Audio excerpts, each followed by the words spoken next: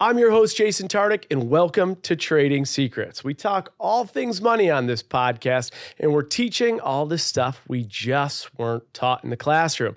Nothing supports this show more than liking, commenting, and of course, subscribing.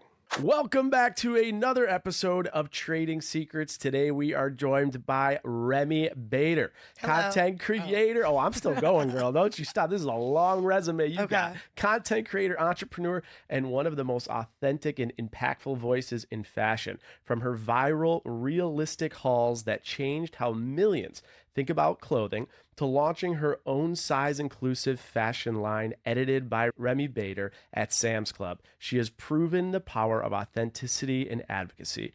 Her collection was so successful, it expanded from 100 stores to 200. That's huge. And she's now continuing that mission by building her own brand, Fangirl. Remi has redefined what it means to merge influence with impact, showing how social media power can spark lasting change in the fashion industry. Today, we are going to dive into her entrepreneurial journey, the money behind launching collaborations, the ups, downs, lefts, and rights, and how she's turning internet fame into business longevity. Remi, thank you so much for being on Trading Secrets. Wow, whoever wrote that. Pretty good, I would right? like that. You like that? Yeah, that makes you was feel great. a little good? Yeah. Well, you deserve sure. it. You Thank deserve you it. so much. Let's go back to, I like to go back in like chronological order. Yeah. And when I was like, obviously we're friends, but then I'm doing research about you, and it's pretty wild how quick this happened, right? Yeah, So you it happened start quick. social media in March 2021. I think next year. I started I would say it like blew up January 2021. I started like end of 2020. Like after people started during COVID. Okay, so you were just a little late to the COVID scene, Late but towards COVID the baby, late yeah. COVID baby. But then within a year, you're listed as a top 50 Forbes creator in 2022. Then 2023, you're Forbes 30 under 30. I mean, Yeah. that happened in such a quick, fast, short period of time. And since then, there's been ups and downs, lefts and rights, but your success continues. Let's go back to before you were a creator. Yeah. My understanding is you're in PR and marketing. What Yeah. did that look like? Tell me about the career. How much money could you make in a space like that? Yeah. So out of college, I always wanted to do like PR, I guess was just like in my head. Always had internships in PR, marketing type of stuff. Wanted to be in fashion. Then kind of switched that right before I graduated, honestly, because I was like a little bit bigger and I was just like in my head felt like fashion wasn't a space for me. Like when I would go to these internships and all these things, I was like, maybe I'll do music or entertainment. So my first job out of college was at Bravo TV. I was an assistant to the SVP and VP of communications. So I was on the PR team for Bravo and Oxygen, which is a part of NBC. Sure. I was between two jobs when I graduated, also a PR agency that does film. And I remember I was like offered like 33,000 salary and that, or like, I think like around 40,000 for at NBC. And then I went with NBC, not even just because the money was a little bit more, because it was a cool, like, I was like, this is a sick job. Definitely wasn't great at it. I got let go, and that was, Why'd you get fired? I wasn't a good assistant. For sure, which I wasn't accepting of back then. I was like thinking of like every other thing of like why me, and like it was a hard job for sure, because you were a personal assistant to two people, but also just a coordinator on the team for PR for LA and New York, and it was like a big job that I guess my mom always said, I don't think you could be an assistant. I think you one day will need an assistant. I was like, no, I could do anything. And like, she was right. So yeah, I think it was just like, this wasn't the job for me. One quick question before we keep going. You went from fashion to then TV, and then your assistant doesn't work out. Your passion was fashion. Yeah. You had mentioned you felt it wasn't the space for you. Yeah. Was there anything specifically that happened that you remember that's a memory that you're like, I can't play in this space? Yeah, I always interned from like high school. I was obsessed with like internships. I did that from like high school through college. And I remember going home during college I worked at like the fashion weeks with different PR agencies. Yeah.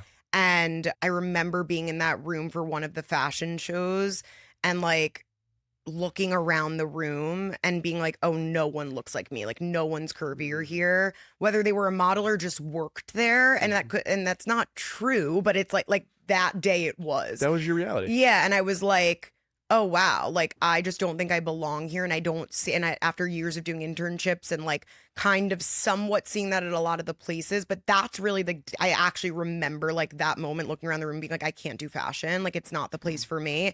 And I was like, maybe I'll try music or entertainment. I've heard horror stories from models talk about like things that they've experienced from their agents and like tasks they give them and body changes they have to make in short periods of time.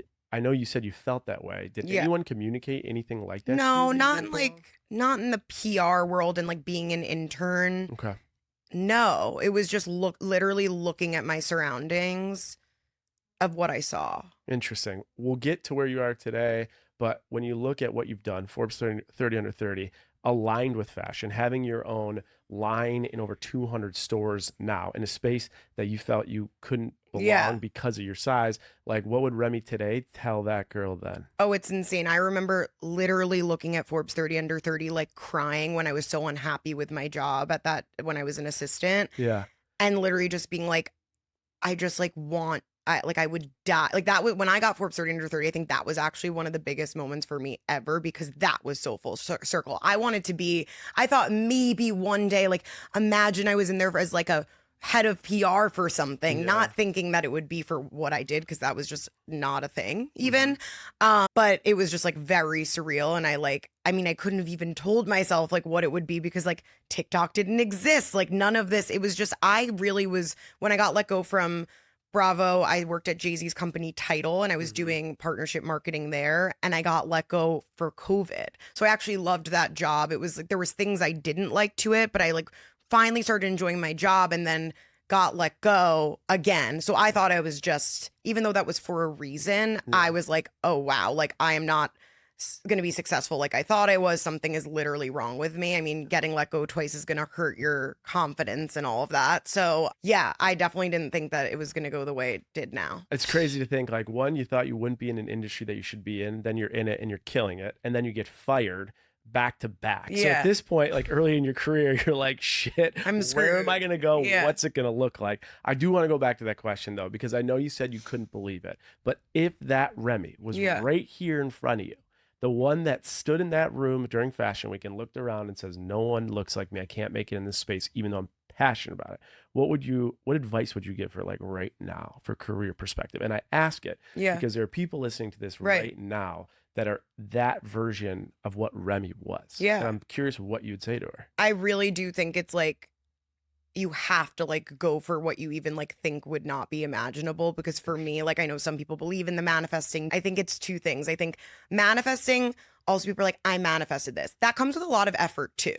So like you can make something, you could want something, and if you want it, I think you just need to act on it. And a lot of people want it and believe in it, but then they don't realize they have to act on that and do something too. So like I think at that time when I thought, especially because of like my body, I couldn't do something, and then look, I gained weight, and that's how I started making videos being like, I'm struggling because I gained weight. And like, that is kind of the start to when I started like getting a following. So like my success, I hate to say, because I also truly believe that my success also came from who I am as a person and my humor and a lot of other things. But I do think like it kind of shows too. It's like, no, like it doesn't have to do with, you don't need to be like skinny to be successful. That was one piece, but also I just think for anyone that like is like, I wish I could be doing this right now. Like, okay, so like get up and start doing the work to do it. Yeah. Like I do think that it's possible is the point. Like I think like, and the work meaning, it doesn't mean that you need it. Like when I started making videos, I did not have a following. I lost my job. I had $0 in my bank account because I spent it all on food because I was binge eating at the time. Like I was in a really bad place. And I literally just started making videos talking about me being in a bad place. That's what happened. Unbelievable. One thing I like, obviously podcast called Trading Secrets. So it's getting trading secrets from your life that people could apply to their careers and life and finances and all the things. One trading secret I think I take away from it, and you can tell me if I'm wrong, but in that very room that you thought you couldn't make it because you didn't belong to what they were setting the standard to. Yeah. There's actually a trading secret that if you're in a room And even if that feeling makes you feel uncomfortable, but there's something different about you than every other person there, that could be a superpower in itself. Yes. Right. So it's kind of interesting that the very thing that made you feel like shame that you couldn't do it That was the ended up very being thing that that. was your Yeah. differentiator from every other person in that room, which I think is pretty cool. And I agree with that because I always did feel like even more than my friends and stuff, like I always felt a little bit bigger, like curvier, different. And I actually always, I wasn't upset about that. I actually was like, I'm special in a way. Like I Yeah. kind of thought about it as like, okay, well, this will give people more, will focus more on my humor and things Right. like that. So I do think I took something that I was insecure about and put it into, making it into something else. Again, I really do think it was like a lot of that vulnerability and just talking about being honest and open. I do think timing was a factor. Yeah. I think I was literally just talking about this to my dad the other day. Like I, without planning, had great timing. Like I think that I think a lot of people want to be content creators today. And I do believe it's way harder. It's a very saturated space. 5 years ago, I literally didn't even use TikTok during COVID. I was like, I would never open this app. Like, and then it was towards the end, my sister wanted to do like one dance with me. I'm like, this is so embarrassing. But I do think it's in the back of my mind. I was like, wow, there's not a lot of people on this platform yet. I'm just going to post something. And I think that like there are so many now. I think it was because of timing and there wasn't content creator. Like there was always influencers, but I think TikTok created a different kind of like content creator that like you were allowed to like be who you are. And I do believe it wasn't as much like because of looks. I think that that's why that was in my head too. Influencers in New York City at the time were like fashion, perfect, edited. That was what like Instagram and influencers was to me. Yeah. So I was like, oh, I would never be that. That's interesting. But then TikTok created, I think, this like new type of person to follow that was just like you could be yourself. Yeah, for sure. And it Like, wasn't about looks. authentic and rawness like instantly started Yeah. selling. Before we get into your TikTok breakout, you had mentioned I've heard a lot of things on this podcast when it comes to money, binging, and spending. And Yeah. it's been, I've heard gambling addiction, I've heard hmm alcohol, partying, clothes, all the stuff. You can name it. This is the first time in 250 plus episodes I heard someone said that I had almost $0 from binge eating. Yeah. So tell me just a little bit about like, talk me through that. What does that look like? Yeah. What is that like? What were you spending on it? And what were some things that were happening during that time? I would say it was a mix of Ubers and ordering food because I would like started just like being like, screw it and Uber home from work so I could like eat. Yeah. But I was working at Tidal at the time when it started. Okay. And I would just like almost like purposely not eat so I could be starving at the end of the day and get excited to like rush home and order food. And I think that was because, yes, I said I enjoyed the job, but it was a very stressful job. Yeah. And I think the stress plus just, I don't know, like years of dealing with like eating issues, it just like all came to that point. And I didn't realize what was happening until it really became like this like everyday thing. But yeah, like I would like stop taking the bus and just start being like, screw it. Like I almost think this like just thing went off in my head, like I don't care. And I would just like Uber home, order from like Seamless, Postmates, whatever it was, and just like literally sit on my floor and like eat. But I literally did that to a point where I had $0. Again, I do have to say, like at that time when I got let go, because I started a TikTok and I had to order clothes to do that. So people understand, like I did at the time was lucky and fortunate that my dad was helping me a little at that time when I got to $0 and was like, you need to figure this out, because I only was living off unemployment. Yeah. Because I used that money to like order a lot of clothes that I would then return, but try them on for the hauls. Gotcha. I didn't like wear them out, but I would like literally try them on and the videos and then return them. So I was kind of like worked with what I had. But yes, I did spend, like I used my savings on like food and Ubers. Interesting. Okay. So at this point though, we're at COVID. You've been fired from 2 jobs. You're out of the fashion industry, and are you unemployed at the time that your social media starts picking up? Unemployed. Didn't know what I was Social doing. media starts picking up fast. Yeah. Still applying to jobs, anything I could, but like no one was hiring, Yeah. So that was just a mess of a time. Yeah. And you think about unemployment during that time, scary, scary high. But what did it look like that all of a sudden, like you're posting on lines, you're gaining traction, you're getting likes, you're building a community, to being like, I'm going to actually make some money on it? What was that first moment? When I say that it was January, it's because I think I posted my first video in October, November. of 2020, but it didn't turn real until January 2021. I remember it was like a free people haul that went viral. Press started picking it up, and I was like, what's going on? And then what's press? And then it was like someone wrote an article about me. This is insane. And then I reached out, actually, I would say for anyone just showing in any way, because I'll say how I've used LinkedIn, which is insane. But I messaged like 30 or 40 people from UTA, just seeing that in bios of other TikTok creators. Interesting. Until someone answered me and was like, I need an agent. I didn't know what that even meant. I just was like, maybe I could make this a real thing, because like I just started getting like hundreds of thousands of followers. Like it was insane. I'm like, what do you do with this? How could I make money from this? But also still applying to other jobs, because I was like, I never at that point until I spoke to UTA was like, and they told me this could be a career, I was like, no. Yeah, I heard you say on another podcast when UTA told you can go full time. You're like, well, I still have my education. I was like, no way. I'm not going to be an influencer. No, but you can make impact and you can make a lot of money. I didn't believe them. When they told you, so now you're starting to think they could, did they give you an idea of like projection? Like, hey, we think you can earn around this much, or this is what your rate should be. This is how much you should possibly I think make. I had no idea then when we first talked, because I literally remember like my first video. I'm sorry, I'm skipping a part that those months before I signed with UTA, I tried like managing myself and negotiating myself. But like, I remember like I did like a video and got $300 and was jumping for joy from this like smaller brand. So like I was trying to get that myself. I also was with a modeling agency at the time doing fit modeling, which is, for anyone that doesn't know, like you literally just like stand in a room and they fit the clothes on you, but you can make like decent money from that. So that was after a little while. That I'm forgetting that. How much can you make doing that? Few $100s every time you go. Okay. Like, did you have to post for that, or you? No, it's like they don't even know. They don't even. They sometimes will call you like model 1, model 2. Like they don't even say your name. But like it was. I'm forgetting that because I'm like, how did I get clothes for? My dad was helping me a little when I had $0, but that is what he was like. He helped me take model photos against the wall, got my measurements, because my dad works in women's jeans, so he was like, you can make good money from fit modeling. That's how, before this blew up for me, that I was making kind of extra change on the side in order to like order the clothes.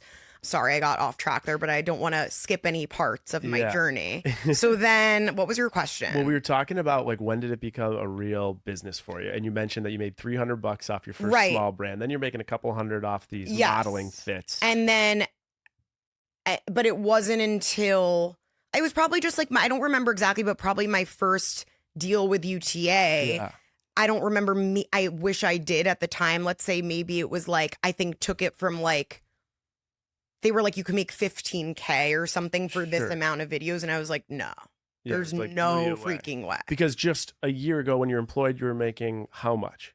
Like 40 in the year. 40 in a year. Oh, sorry. No, when I went to Title, that was my second job. So Bravo was 40. I'm pretty sure Title was like 60. Okay, so you're around 60 grand. 60 and now grand they're telling you in a couple videos, just from being authentic and telling your journey, you can make 15 grand. When you heard these things and you said, I'm going to go full force into this, I'm going to put everything out there. Did you have a goal for your first year, like 2021? Like, I'm going to make 100 Absolutely grand? not. I didn't know what was going on. Like, I think my parents were also saying, what are you doing? And like, my dad's like very into business and all of that, and was just like, what are you doing? Until I think it was until it was like a few of those deals that it was like, oh, this is real. This could be a job. And like, I'm actually making more money now after a few videos than I did in like my salary.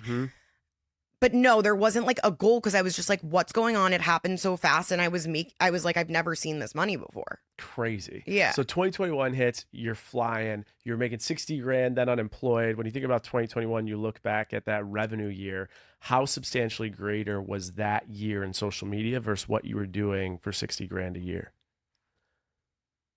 You know, I don't know what I made in that first year, but like, that's a good question, actually, what I made in that first year. I'm going to guess it was over. This is just a guess, but 2021, TikTok was still up and moving. So like the brand deals weren't as big in TikTok because the brands weren't feeling They were afraid of safe. TikTok. And I had zero. I had like 10K on Instagram. So more brands were spending on Instagram. And now it's balanced out. Yeah. I'm going to guess I'm going to guess over 200 grand year 2021. Oh, I think $1 million. Wow. I think because think of that. If that was January, if I think it was January 2021, yeah, because you had the whole year that it blew up, yeah, and then I had the whole year, and then like I don't know, and I could be wrong, but I think throughout that year it started getting bigger and bigger. I didn't have a business manager at the time. I did sign with UTA, so that's 10% I'm giving to them of every deal. Correct. And then I signed, and then I did the most important. I don't remember who it was, but someone told me, get a lawyer before anything with these deals so you don't get screwed by any brand. So I still have the same one to this day, and I give 5% to them. I did not have a manager at the time. I did it kind of backwards. I feel like a lot of people get managers first. But that's what I was giving away percentage wise. And then you're giving away a lot of taxes. So I don't know, but I definitely was making a lot of money. When that money's coming in that first year and you're going from literally Ubering home, feeling kind of depressed and lost, ordering food, eating it on the floor, to now making over 7 figures in your social I was media. Still doing that, by the way, though. Like that didn't get better. So I was still spending on, I was more aware of it, but I was still struggling that I'll never forget that whole first year that I was like blowing up. I was really struggling mentally in terms of like things were going so fast and were so crazy. I couldn't work on my mental health and things like that. So I just like put that to the side. It was kind of getting worse and worse. So I was still spending money and doing the same thing in terms of that. So the success in social media and the positivity you're creating in your online persona brand, while it was doing so good, and I've heard podcasts, I listen to you, you say people come on the streets and they grab your hand and say like, Remi, you changed my life. So you're making unbelievable impact. That impact actually didn't fill up the Remi that people don't know. No, it was making it worse for me. And I do feel like but I think there was like a decent amount of videos that I would say like I binged today and I'm not okay kind of thing. Like I was pretty honest with that I wasn't happy. Maybe people were so just like more tied to the funny hauls that they weren't realizing like I was not well. But I also was being honest that I wasn't in the best place. Understood. I think it was more into year 2 that I was like, okay, this is now a job. I'm making money.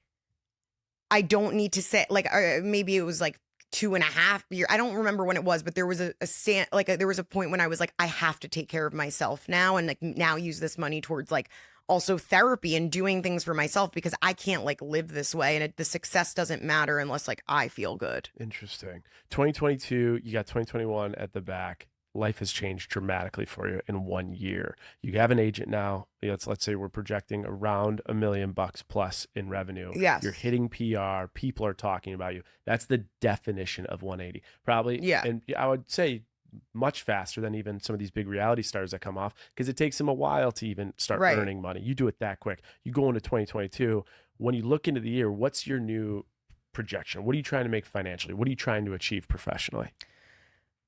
That was when I got my big Victoria's Secret pink deal. Okay. That was like a year. That was my first, I think, like year-long deal. That was the biggest deal I ever got. That was like, yes, my name was like more established at that point, did a lot of press at that point, had a big following, and then was starting to grow on Instagram. And then I got this Victoria's Secret deal, which I was in awe. And that's a year-long partnership. Yeah. When you look at you've achieved a ton when you look at the partnerships, collaborations, and even businesses you've had.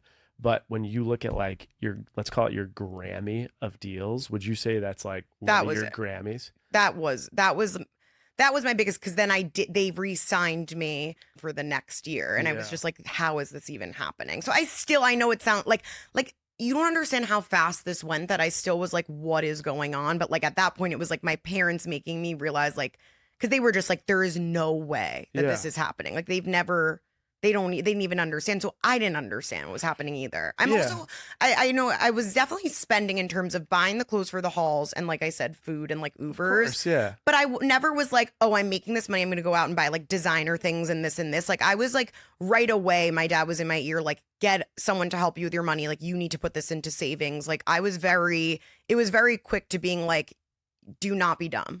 I just think like, and I know it's hard to share some of those things, right? It's hard to share the dollars, but when you peel away the perception of what it means to share dollars, and you actually look at the story here, like that is like, it's a dream. You think about someone who's down and out, changes a career that they're passionate about because of the way they feel and the way they look, goes to TV, gets fired twice, unemployed, completely broke, decides to be vulnerable, and within a year period of time, creating so much impact that one of the biggest companies in the United States wants to hire you for a campaign that can change your life. The reason I think sharing dollar amounts and things like that is because like there's someone here that if just one person listening to this can tap into something that's hurting them today or create pain their whole life, and then they can create more revenue from it to change their family lives, to make more impact. To me, that's like as beautiful as it gets. Like that is a dream. And I agree. And that's why I do think a lot for me, because I think the more vulnerable and open you are as a creator, you are going to receive backlash. And I think as time went on, I've received more and more that's just what happens no matter if you are honestly any successful creator, it happens to everyone.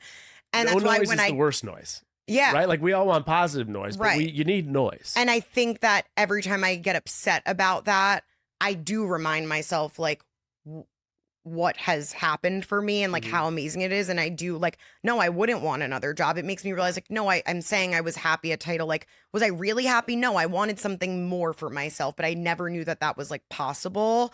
So I do agree. Like there is a way for everyone. Like I think there's like a lot of people think that like I've seen things that like I've gotten this through my dad, because my dad's like in fashion. He does like lower end women's jeans, and he's like does sales. Literally at that time, especially because me and my dad, and I've talked about publicly, have had a lot of like issues in terms of my weight growing up. He was very not a part of this journey. He helped me get the fit modeling job. When I started making the TikToks about struggling and all that, I was like, I didn't like, my family didn't know what was going on. And it was very much like, I do believe I did it on my own. I think that's important for people to know, because I made this happen on my own. And I like truly know that. So like, if I did that without connections or anything, anyone else can too. That's why I like this to start with the derivative of where did you start in your career? None of those career avenues were because of your dad. No, your dad didn't get you MC. Your dad didn't get you, like one thing I could say, my dad got me my one internship in 11th grade in high school for some like fashion company. And I've seen people say, because I like talking about the career stuff. I think it's so interesting for other people. Yeah. And then they're like, okay, well, that's how your career then happened if it started from there. I'm like, there's so much I did for years. Like I kept those relationships. I didn't burn bridges. I literally cried every day at my first job at Bravo, but I was like, I'm not going to burn that bridge. And like, we're good friends now, my boss. And like, I do stuff with NBC, and like, I kept that relationship. Like, I just like really do think that like, I also think having that background of like the marketing, PR, and all the internships has helped me now. Yeah. You can ask my PR team or anyone. I think sometimes they want to kill me, but I'm like very involved. Show me the press release. I want to make sure we say this. It's like, for me, I was like, I don't want to just be an influencer. I want this to be like a business, and I want to like know every single thing going on. Some creators and talent and whatever you want to call it, they are not a part of the business aspect of it. Correct. Like, I very much am part of everything. You're in it. You're doing it. Yeah. I'm going to get into where the empire starts building and the entrepreneurial spirit comes out. Before I get into that, I don't want to miss it. Yeah. You do it in 2021. You start 2022 with a 7-figure one-year partnership. Going back to 2021, there's going to be people listening to this right now for their businesses that they're starting up or for their personal brands they're trying to grow. Give them one quick trading secret. How do you grow your brand fast like you did in 2021? I feel like it's so hard because I also like, it could be different for anything now, but like because I feel like for me, I was just like, I'm going to stay true to myself, and I'm going to do kind of the opposite of what brands want to hear and people want to hear, and I'm going to say what I feel. I don't know if that would get someone in the same place now, but I do feel like I was like, to be honest, I kind of did like the opposite of what someone would do, which is like, how can I get in with these brands and say what they should do? I was saying like, you're doing this wrong. I guess at the time I think that's great advice though. It's again, do the opposite of what everyone thinks you should do. Yeah, I guess that's my advice then, because if I had PR at that time when I was starting, they would tell me not to say the things that I was saying then, probably because I was literally like today, but not to build. Yeah. Right. And the same thing that got you where you are today is the feeling of thinking that you were alone in that room. So it feels like a lot of your foundation was started from doing what people say you shouldn't do. Yeah. And what I like refer to as like breaking the blueprint of what everyone tells you should do. Right. So I love it. And I think my other one, just for this would be for any career, like I am like a literal diehard LinkedIn set, because for every job, I got let go from Bravo and then got my job at Tidal when I had no music experience. And I wasn't getting any other interview or job in music, because they're very like much like you need to be within music. I got that through LinkedIn from just like messaging people. I am not kidding. I've messaged thousands of people on LinkedIn that half the time people come up to me today. They're like, do you remember you messaged me on LinkedIn? No, because I messaged everyone. If I saw that they had a career I was interested in, or just like some sort of career path, or went to my college or anything where I was interested, I was like, I would love to pick your brain and go to lunch. Like, I was gonna say, what would the LinkedIn message look like? So I changed it over time because I'll never forget what someone, I remember I met with a girl at Hearst and she didn't want to talk to me the first time. Okay. She said it was the way I messaged her. Okay. And the second time I changed it, and now I tell people that. What So is that? the first time I messaged and was just like, hey, I saw you guys are hiring for this role. Super interested. She's like, hey, that's actually not my division, but like, good luck with everything. I think I was so freaking out that I couldn't find a job at this time. This was after college, so I was looking for a few months. I messaged her again. I was desperate.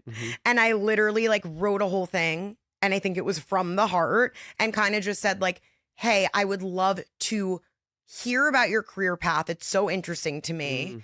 And I would love to go to lunch with you or coffee. Like, I'm around whenever. She told me it was because she's like, people love to talk about themselves. Yeah. I was gonna say, you made it about her, not you. I made it about her. Yeah. And now I feel the same way when I get messages, and it's just like almost more like, help me. Yeah. Give me more here, you know? So I literally, that's never left my mind. And I've changed, I've posted, and I should again, like the messages that I've sent on LinkedIn to people being like, say it like this, because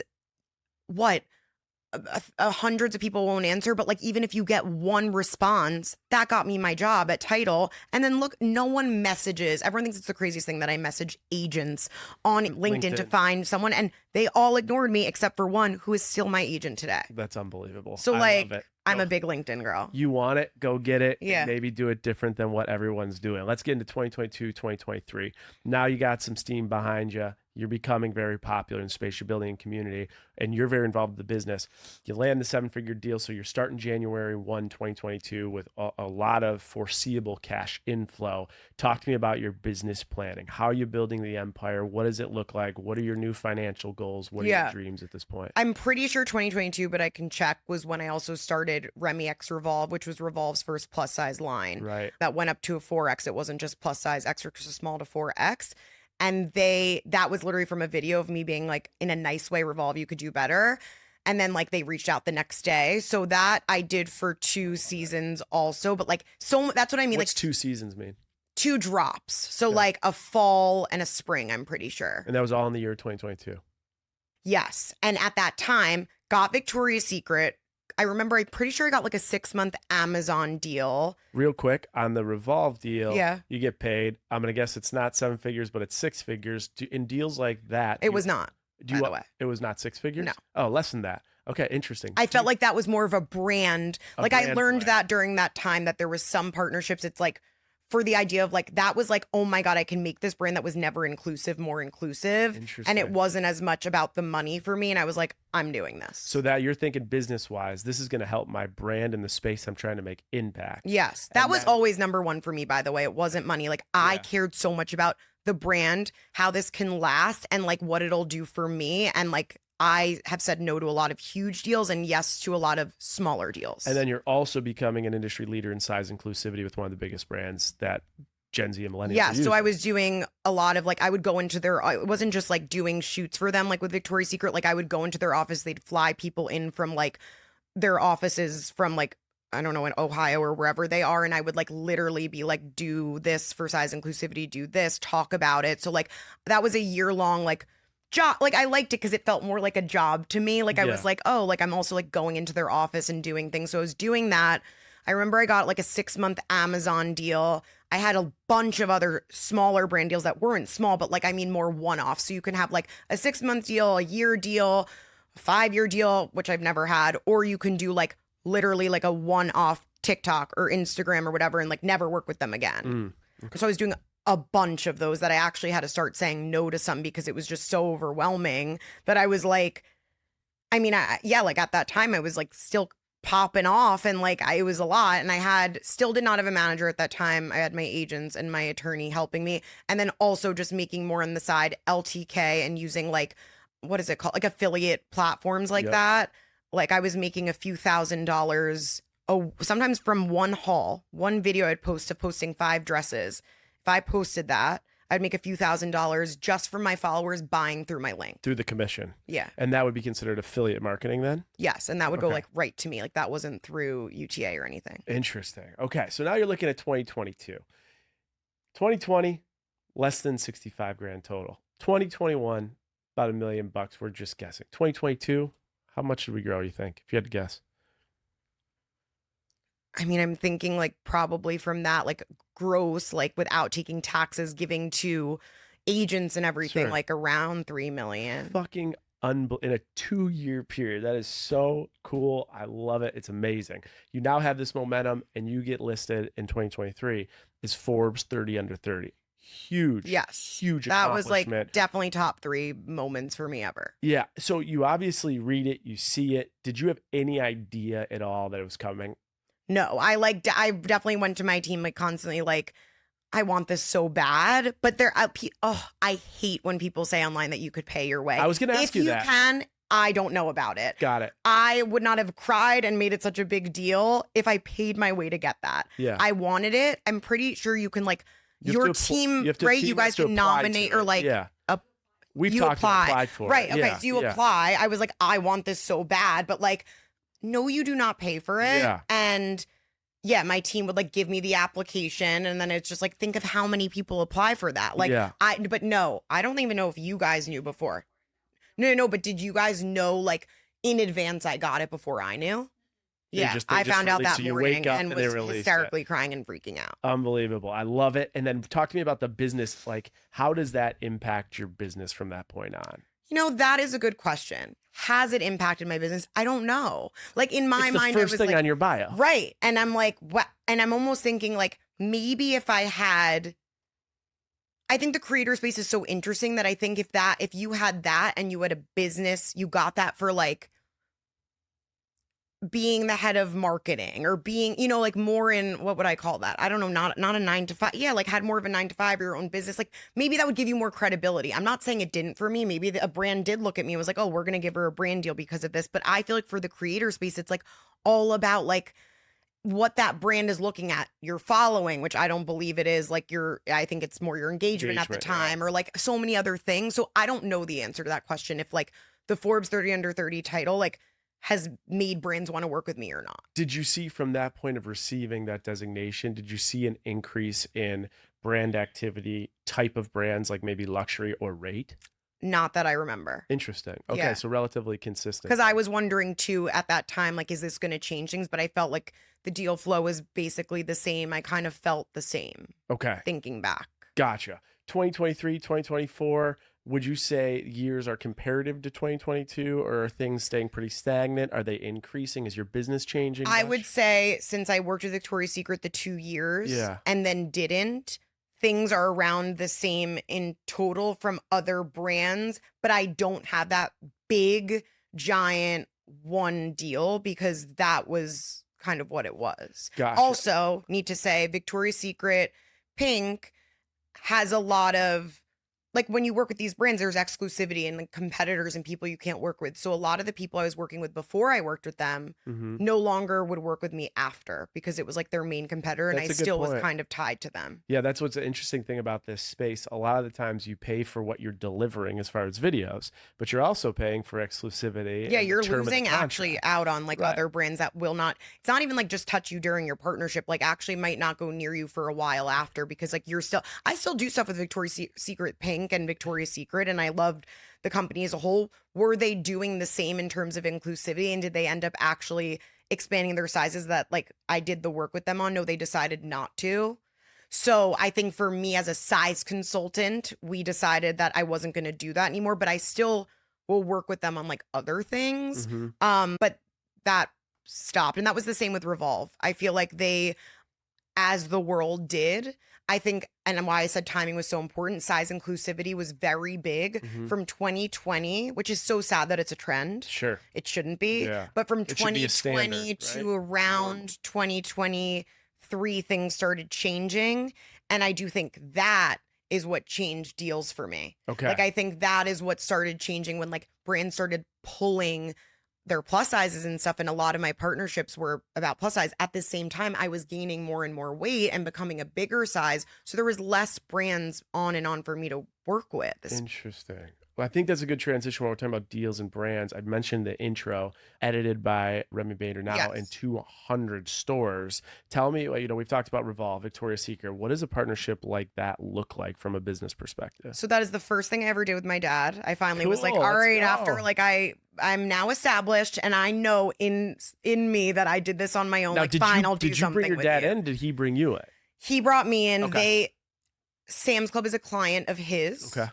And has been. He does they'll manufacture the jeans and do it, but they'll do private label for people. They have different brands under Sunrise Brands. He's not like the owner of the brand group, but he does. So Sam's Club is one of his clients, and they said, we were looking at expanding sizes and we would love to do this with Remi. Do you think she'd be interested? So he came to me and asked if I would. Okay. This was a full year before that launched.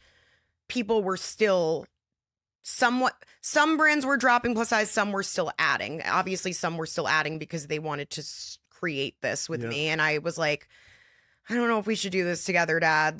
And I think he thought it would be a fun thing. And I just was like, anything in terms of a deal for me, like I said, in terms of the inclusivity, if they were allowing me to change something in their brand that has never happened before, I don't care about the money. I wanted to do it. Right.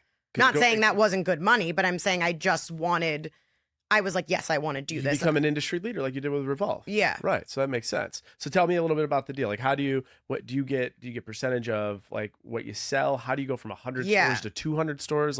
Give me some of the moving parts. There's definitely some I still don't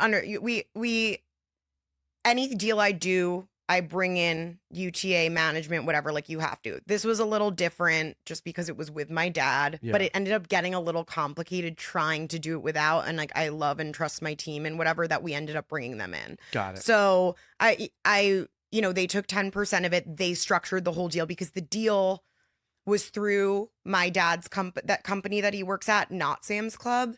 And but it was based on all the marketing and things like that was I think we had 2 contracts. I think one with Sam's Club based on what my deliverables were. And then there was one with Sunrise. I think there was both. There was a payment, almost like a salary. What do you call? A payment for doing it. Sure. And then there was also, I am no longer doing it now. Yeah. I've handed it off to Hunter McGrady to start to keep doing it, but I'm still making commission on what's being sold. I'm still getting that commission. Correct. So there was both. Yeah. So you're getting a performance-based commission on what's sold, handed it off to Hunter McGrady. I'm just curious from passing the torch in general is kind of a hard thing to do. Was that a hard thing for you to do?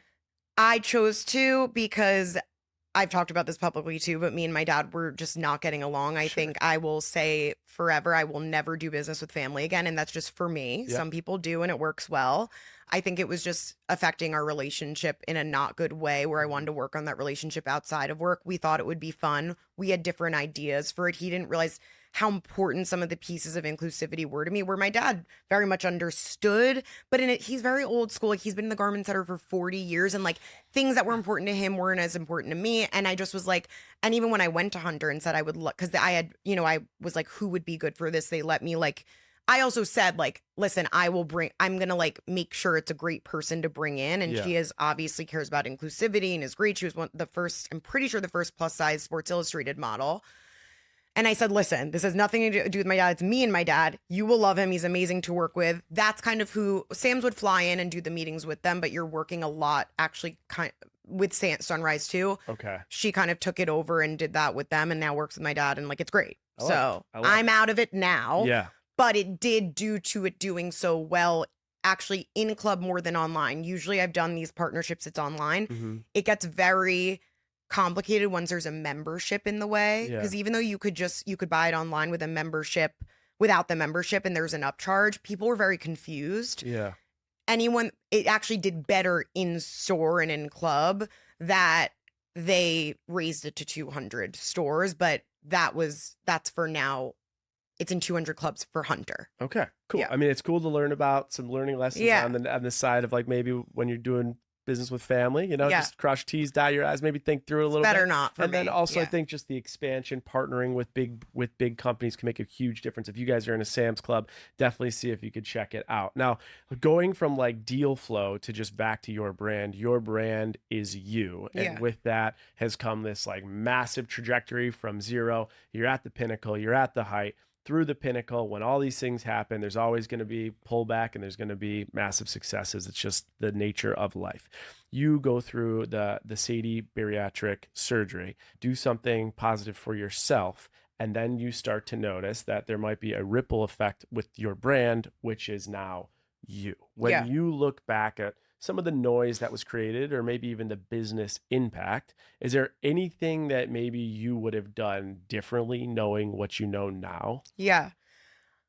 I can't say I would do anything differently because I had to do what I need to do for my health at that point. Yeah. I was like really, really in a bad place in terms of my health, pain, so many things. Yeah. And I actually remember the day I made the decision in my bed alone and was like, this might affect my career in a huge way. Like if I am not this size anymore. And then I was like, really told myself, I'm like, no, because I'm more than that. I'm not just my body in every way. And from everything that I learned through this whole process, for all the years. And I was so unhappy. And I was like, if I took my followers away and all these people, what would I do? And I tried everything in the book at that point my whole life because it was always a struggle for me. But at that point, yes, it was it was for health reasons. And no, I don't think I would have changed anything. I had to do it for me. And has it changed my career? Completely. I think that like I'm like still in the process of rebranding myself. I am the same person. I stand by that. I have the same beliefs. I still believe in size inclusivity, even though I'm in size 8'10" right now. And I was in 18'20" before that. Yeah. I've also been a 14'16". I've also been a 10'12". I've fluctuated my whole life. People have only seen me online for 5 years, but I had to do what I needed to do for me. And like, although I'm frustrated, I get frustrated sometimes in terms of how it's affected my career and now I have to do things differently and come up with new things. But I talk to my team about all the time. Every creator needs to, at some point, especially 5 years later, rebrand themselves or make changes. And it is what it is. I had to do what I needed to do for me and my health. And I could not share that journey at the time because I was so sick and like, I can't go back and change I just can't. When you think about, so obviously you pivoted and you said your brand is changing and every creator kind of has to change.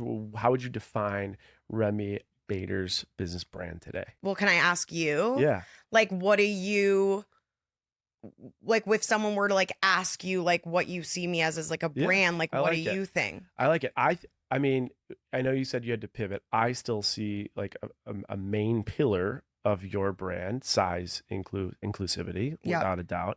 And I see you as like a socialite. You're in the scene. You spread your messages left, right, and center.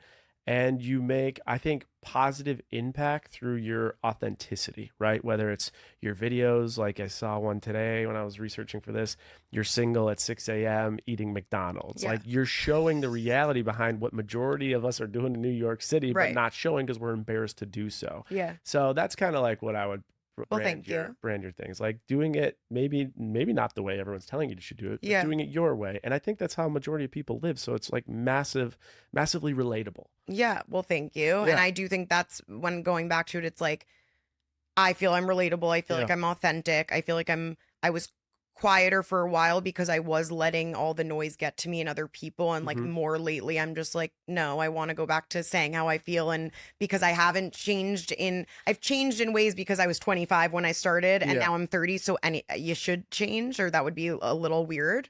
But I think that in terms of like, I'm like, wait, I still care as much about the size inclusivity, even though my size has changed. I felt it and I feel the frustration of other people more and more right now. They're taking away plus size from every store, every online retailer. I feel that frustration still. With only a year ago, my body changed. So like, I still understand the frustration, even though my body's different. I don't know. I feel like I have all the same feelings and I'm just going to keep sharing those frustrations / thoughts and my opinions, but it might just look different to people because I'm in a different body. Do I think that's fair? No, but I understand.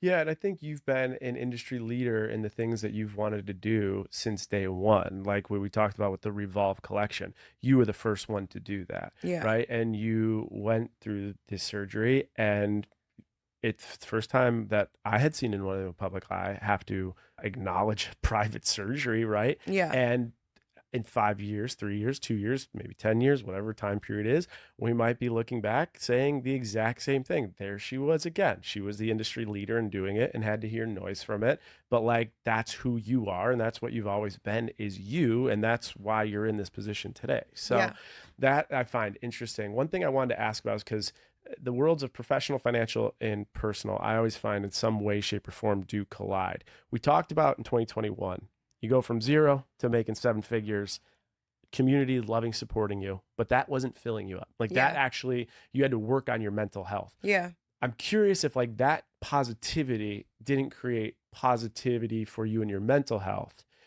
When negativity came your way from the surgery, did that also not have an impact on you? It affected me 100%. I definitely get affected by the negativity. I'm a sensitive person. Yeah. Have I gotten thicker skin through the year from this? 100%. I'm never going to win over those people that just are not going to agree with me and don't like my journey in my life, and there's nothing I could do about that, and I just have to keep reminding myself that. But like, did I struggle a lot this year when I like felt better health-wise and was working on my mental health at the same times, in terms of like being able to date again after like a not great relationship and like all of these things. Like, so I feel like I was improving in so many ways. Yeah. But I think that, the internet definitely ate me alive a little bit, and it's affected my mental health a lot for the past 6 months, I would say. And I'm just getting out of that now. As someone who's a lifestyle creator, when it comes to sharing things in your life, has this created new boundaries for you for what you will and won't share? 100%. I believe I deserve, and all creators deserve, boundaries, but it also makes me, it's a weird thing. It makes me miss sharing like I did in the beginning. Interesting. But it also makes me remind myself I do not owe everyone every little bit of my health journey. Yeah. I will share what I want because I'm an open person, but like, it's totally gave me boundaries that I'm like, I know I'm allowed to have. I love it. I love it. Well, I could talk to you for hours, but we have to get wrapping up here, but I can't wrap up with talking about Fangirl. Talk to me a little bit about this. For anyone that doesn't know, this product is on Amazon. I've like shoved it in your face a few times. It's literally been on my Instagram several times because I use it. Tell people about when you started it, why, and where they can find it. Okay. Fangirl started literally because I would talk to my followers about how I'm just like sweaty, and like it was a struggle for me forever. No matter what size I've always been a sweaty girl.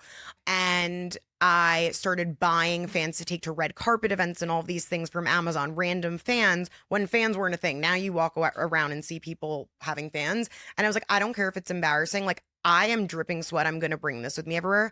So people started tagging me on Instagram being like, #Remi made me do it, and buying these other fans. And I'm like, why am I not making my own? I'm literally making like 1 cent on Amazon from like linking these other fans that were like $10. So it kind of started almost as a joke / like, oh, this will be more of a merch thing for my followers. And then I found a manufacturer, made these fans. I was like, how can I make it different than what's in the market right now? There was no fan out there with a ring light attached to it. So it's a fan and ring light 2-in-1 that clips on your phone, clips on your computer. You could use it in Zoom meetings. You could use it out wherever. It clips on anything. And it actually started like making sales and doing well. This was my first real summer with it because I started last September, and like I think I really missed, it came out late and I really missed that summer. But I think I learned so much from this summer, where I think I sold like 10,000 on Amazon this summer. 10,000 units? 10,000 wow. units. Because those things I saw, they're going this morning, $25 a piece. Yes. There And so I sold like 10,000. But I think it's important to know I've learned a lot for anyone that wants to start their own business. I'm learning so much right now because I've never done this in all of the years of even me. All the stuff we just talked about, this is so different. Like I'm doing this, putting in my own money to this. How much did you have to put in to start a company like this? I think I put in like, for the first Probably like total, like maybe like 80,000, Okay. maybe Have you 90,000. got most of that back at this point? I've gotten it back, but am I making a big Sure. profit? Yeah, No. yeah. And I think people need to know that, because like, especially now I understand when people are asking for gifting or I want a fan, this. I'm like, every single fan Is a loss. is a loss. Yeah. And I'm like, wow. And like, this still is my own money. I do it myself. I don't have, my manager helps me like with some of the things and partnerships. Like I started doing a little more, but now that I know it was successful, I have a lot more ideas. I want to make it bigger. I'm excited about it, but like, this is just the beginning, and I just wanted to prove that it could do super well, and it's selling. I love it. That is awesome. It's selling. You've made your money back. 10,000 units. When I was at US Open, they were at every single suite, whether you were there or not. When I was at Surf Lodge in the Hamptons, they were there. Yep. You're killing it. So you're the CEO of your own brand. You're the CEO of Fangirl. You're doing all types of partnerships. The last question I got before you get your trading secret, what's next? Like, what are your dreams? Do you have a goal as to how much you want to make per year? Do you have a dream position that you want to be in? Like, when you look in the future as a CEO of your companies, what do the dreams look like from here on out? Yeah, I think that, like I said, since I'm just getting out of my funk of all of the past year, I'm just happy that I'm in a better place. And I'm like, I also am asking myself the question of what's next. I have a lot of ideas. I have a lot of exciting things. I'm like, I feel like I like wake up excited because I'm like, this is a new time for me, but like, do I know what's going to happen with them? No. And I just talked to my manager about this, and I was like, he's like, but we don't need to know the exact thing. You're doing enough. And like, I'm working every day and doing things and have these ideas and working on Fangirl and working on these partnerships. Like it'll happen. Just like I'm using this time right now as it was 5 years ago. Like I'm starting fresh in my brain. I'm like, I don't believe I'm a different Remi in many ways, but I guess in some ways I am. And I have to kind of just like, let's take that stuff that I used to do and what people loved me for. But I'm 30 now, so I'm going to spin it a little bit, but just be the Remi I am, kind of see what happens. I don't know. One thing I do know is I want to grow Fangirl, and I would love for that to get bigger and bigger. And I am really just kind of like, I don't know, seeing I would like to know what's next too, but I'm gonna put a little less pressure on myself for once in my life. I love it. Sometimes I think in life or business too, you got to crawl through what feels like hell to then eventually break through. Yeah. And Breakthrough Bader is here. It's I coming. love that. Walk in the swimsuit, the fashion show. I saw your dad watching that. That was awesome. Momentum's at your back. Breakthrough Bader, year 5. I think it's really cool, from zero to millions and more to come. So I appreciate you being on Trading Secrets. Before you leave, you've traded a lot of secrets, but we got to get your marquee trading secret. It could be a quote you live by. It could be financial advice, personal advice, professional advice, just a trading secret that's unique to you. What can you leave us with? This might be like very cliche, but like I do believe everything happens for a reason, because I think that like you said, from career stuff to, I feel like every time I've been like at rock bottom, which I could say probably has happened 2 or 3 times for me, I have managed to find something great from that. And I think that you need to remember that for anyone else that's at rock bottom, like you can turn it into something positive. I like it. My trading secret I learned from you is do it differently and do it by you, right? Yeah. Whether it's messaging people on LinkedIn, whether it's seeing your differences in a crowd and making it your authenticity, or it's having surgery because you need it for your health and you don't care about the other noise that comes with it. Do it and do it by you. And I think that's my trading secret. So Remi, I appreciate being on Trading Secrets. Where can everyone have everything you got going on? Remi Bader, my name, on Instagram, TikTok, Snapchat. Sweet. That's where you can find me. I love it. And you can get Fangirl at Amazon and Revolve. Fangirl, Amazon, and Revolve. Remi, thank you so much for being on Trading Secrets. You.